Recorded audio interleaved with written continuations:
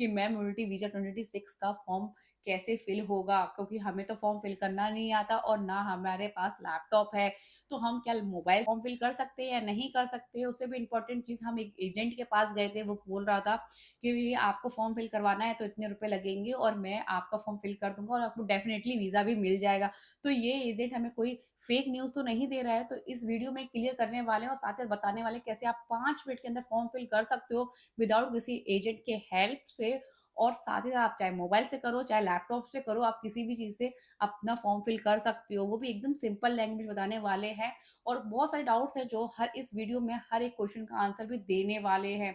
साथ ही साथ बताने वाले हैं क्योंकि अभी भी काफ़ी लोगों को डाउट है कि मैम डॉक्यूमेंट्स की लिस्ट क्या है? तो सब कुछ क्लियर कर देंगे इसी वीडियो में। तो ये वीडियो यदि आप भी प्लान कर रहे हो यूके आना, ट्रैवल करना, जॉब करना या स्टे करना तो ये आपकी लाइफ एकदम चेंज कर देगा। उससे पहले भी यदि हमारी वीडियो अच्छी लगती है तो लाइक करना, शेयर करना, सब्सक्राइब करना हमारे चैनल। ऑल्सो कोई भी डाउट हो तो आप मुझे कमेंट करके पूछ सकते हो या आप मुझे व्हाट्सएप ग्रुप में ज्वाइन कर सकते हो, वहाँ भी आपको लेटेस्ट अपडेट मिलता रहेगा। या आप मुझे व्हाट्सएप पे भी मैसेज कर सकते हो, वहाँ भी आपका आंसर मिल जाएगा।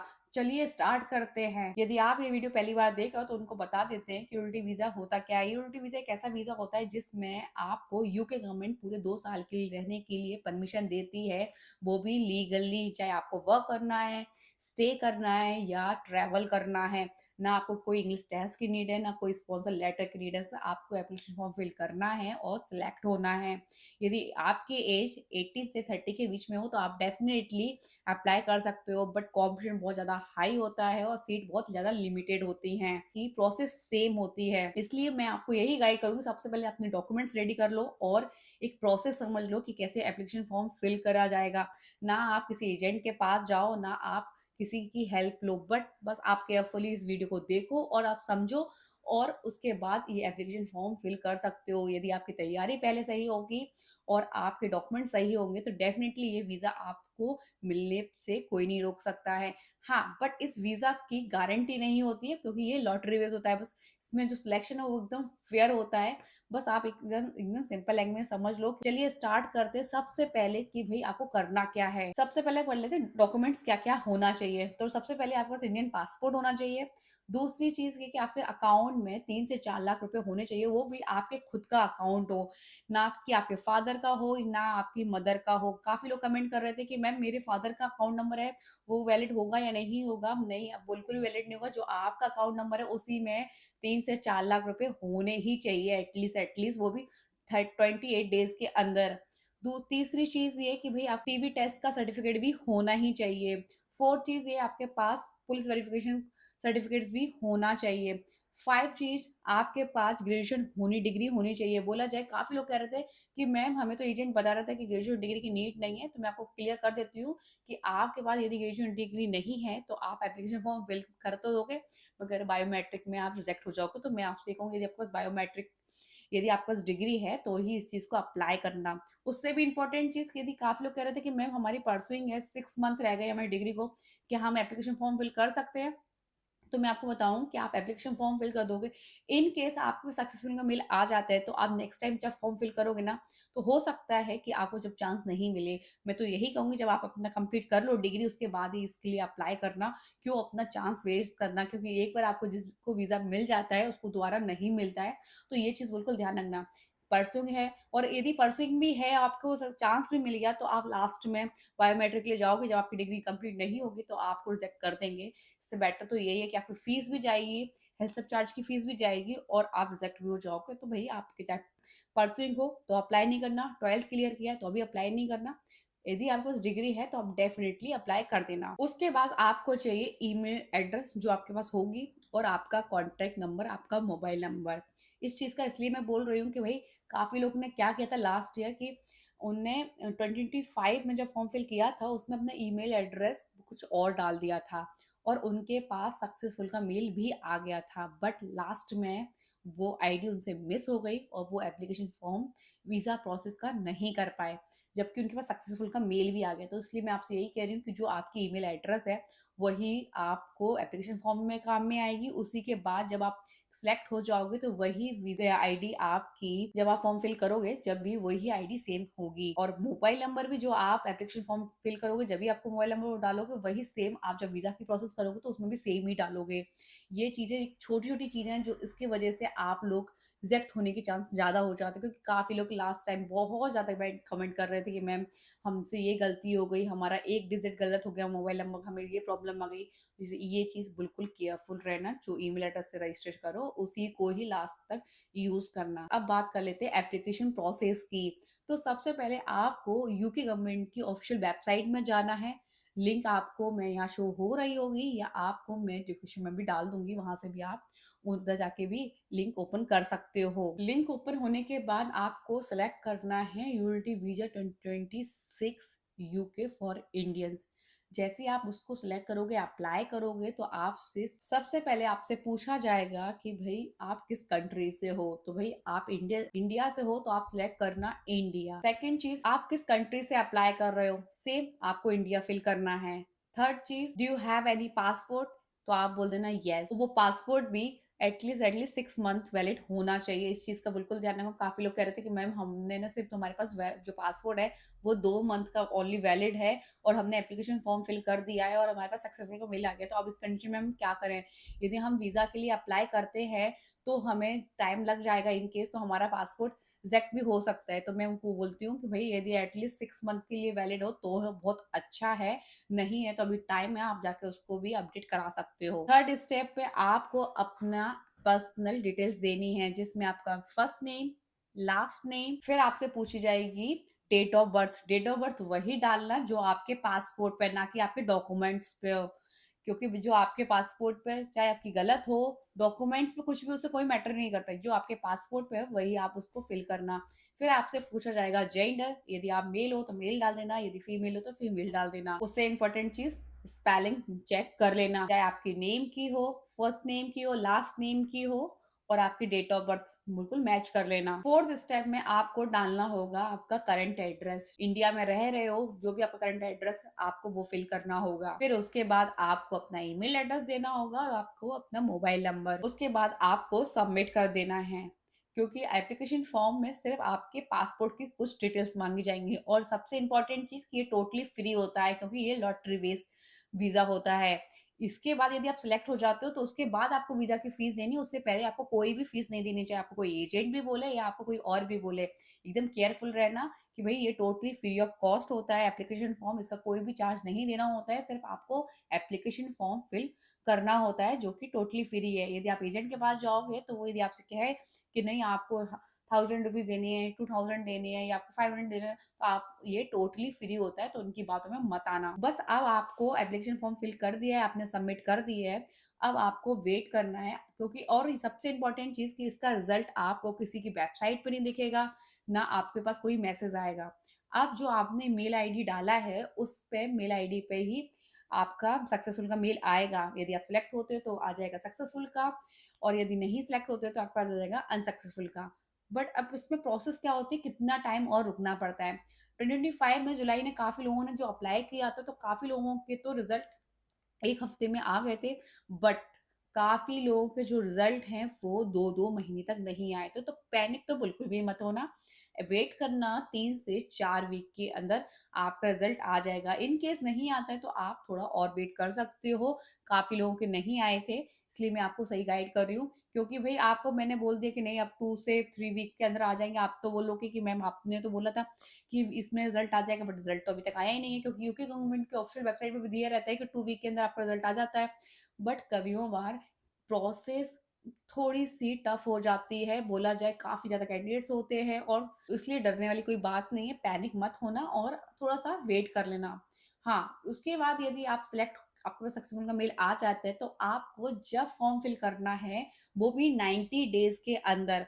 ऐसा भी नहीं है कि आपके पास डॉक्यूमेंट्स नहीं है और आप टेंशन में आ गए, मैम हमारे पास सक्सेसफुल का मेल आ गया, हमें जल्दी से फॉर्म फिल करना है और हम नहीं कर पा रहे, हमें नहीं पता है, तो हम एजेंट के पास चले जाते हैं। तो मैं आपको बताऊँ कि आप वो भी फॉर्म बहुत ही सिंपल है, आप खुद कर सकते हो। बस आपको मैंने जो ऑलरेडी डॉक्यूमेंट्स की लिस्ट बता रखी है, वो आपको डॉक्यूमेंट्स की लिस्ट रेडी करना है और डिस्क्रिप्शन में मैं भी लिख दूँगी क्या-क्या डॉक्यूमेंट्स लगते हैं। फुल आपको एकदम सिंपल तरीके से मैंने एक्सप्लेन कर दिया। आपको कोई भी डाउट नहीं है ना, आप किसी के पास नहीं जाना है। आप खुद फॉर्म फिल कर सकते हो, चाहे आप मोबाइल से करो, चाहे आप लैपटॉप से करो।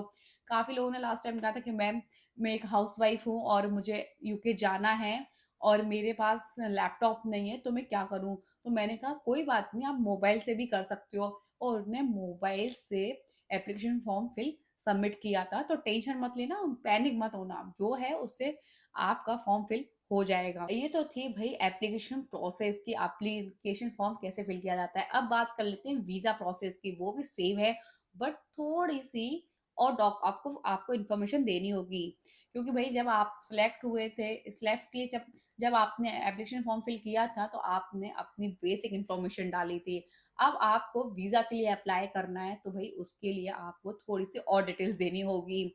सेम प्रोसेस है, आपने जिस आईडी से लॉगिन किया था, सेम आपको यूके गवर्नमेंट की ऑफिशियल वेबसाइट में जाना है। उसके बाद जो मैंने डॉक्यूमेंट्स आपको ऑलरेडी बताए थे, वो सारे डॉक्यूमेंट्स आपके पास होने चाहिए। क्योंकि वही 90 डेज़ होते हैं, 90 डेज़ मतलब एटलीस्ट 3 मंथ होते हैं। इसमें आप अच्छे से डॉक्यूमेंट्स रेडी कर सकते हो और एप्लीकेशन फॉर्म अच्छे से वीज़ा की प्रोसेस कर सकते हो। और साथ ही साथ आपको बोला जाए 90 डेज़ मतलब 3 मंथ, इसमें आप अच्छे से फॉर्म फिल कर दे सकते हो और उस फॉर्म को सबमिट कर सकते हो। आपको 90 डेज़ के अंदर फॉर्म फिल करना था, यदि आपको सक्सेसफुल का मेल आ जाता है तो। तो फिर वही 90 डेज़ मतलब आपके 3 मंथ में आप अच्छे से अपने डॉक्यूमेंट्स रेडी करके फॉर्म फिल कर सकते हो। सब अब बात कर लेते हैं कि एप्लीकेशन फॉर्म तो आपने सबमिट कर दिया था, तो अब वीज़ा की प्रोसेस क्या है?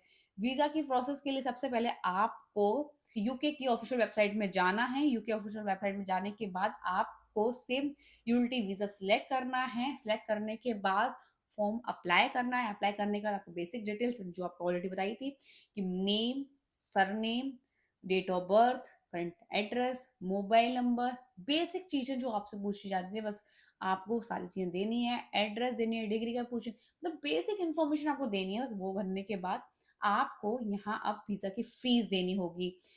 मतलब मोटा-मोटा भी लेके चलते हो तो आपके 2 लाख के आस-पास आ जाएगा, जिसमें आप कुछ टीवी टेस्ट सर्टिफिकेट करवाओगे तो उसका एक्स्ट्रा चार्ज लग जाएगा, कि भई जिसमें 2 ढाई हज़ार के आस-पास वो टीवी टेस्ट सर्टिफिकेट होगा, तो वो हो जाएगा। छोटे-छोटे जैसे आप कहीं मतलब छोटे-छोटे जो खर्चे हैं, वो इंक्लूड है। एटलीस्ट बोला जाए तो मैं कहूँगी 1,80 के आस-पास आपको आराम से कुछ नहीं एक्स्ट्रा नहीं देना होगा, इसमें सब कुछ हो जाएगा। बट आपके अकाउंट में 3 से 4 लाख रुपए होने चाहिए। ये पैसे आपको किसी को देने नहीं है, बट आपके अकाउंट में होने चाहिए। ये लोग चेक करते हैं, वो भी 28 डेज़ के अंदर।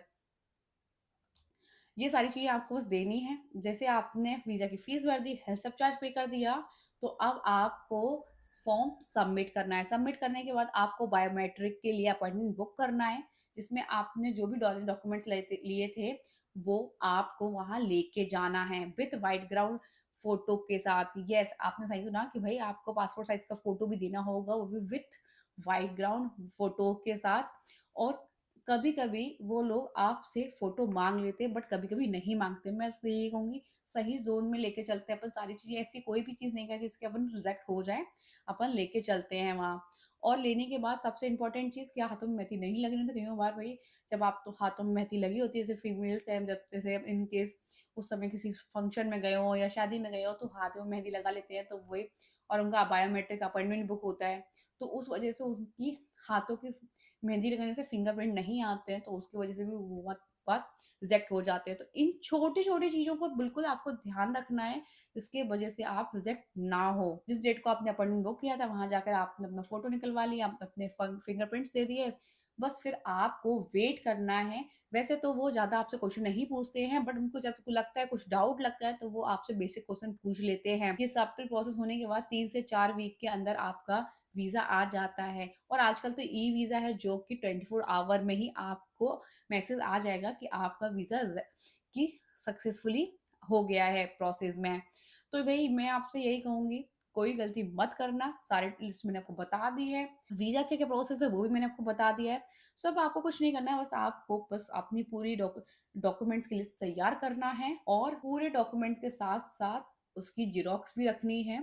क्योंकि भई ऐसा नहीं हो कि एक आध आप ओरिजिनल देके चले जाओ, और कइयों बार क्या होता है, जल्दबाज़ी में अपन भूल जाते हैं या दे देते हैं, कहीं छोड़ देते हैं। तो भई मैं तो यही कहूँगी, यदि ओरिजिनल आप एक फ़ोल्डर बना लो, उसमें रख लेना, और एक फ़ोल्डर में आप सारी ज़ेरॉक्स रख लेना। जो भी नीड हो वो आपको वहाँ दिखा सकते हो, बट लेके ओरिजिनल ही जाना, बायोमेट्रिक लिए डुप्लीकेट मत लेके जाना, मतलब डुप्लीकेट लेके जाना बट बायोमेट्रिक लिए ओरिजिनल भी लेके जाना, मतलब दोनों ही लेके जाना है आपको।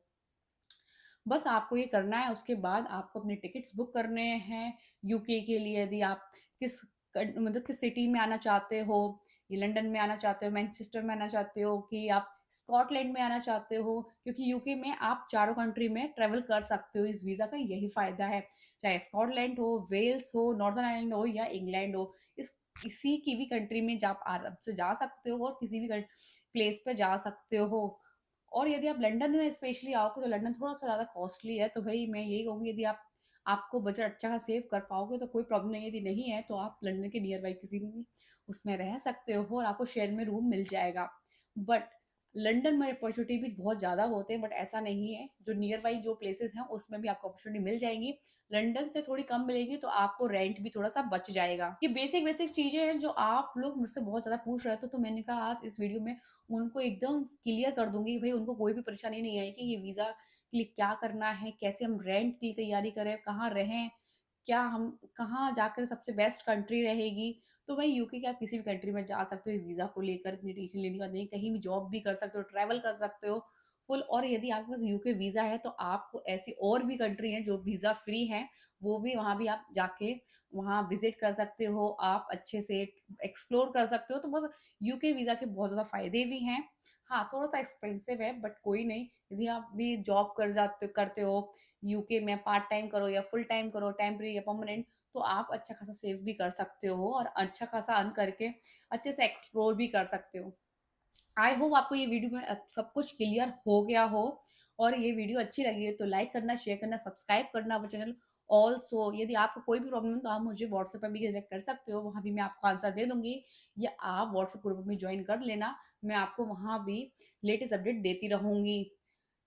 मिलते हैं नेक्स्ट ब्लॉग के साथ।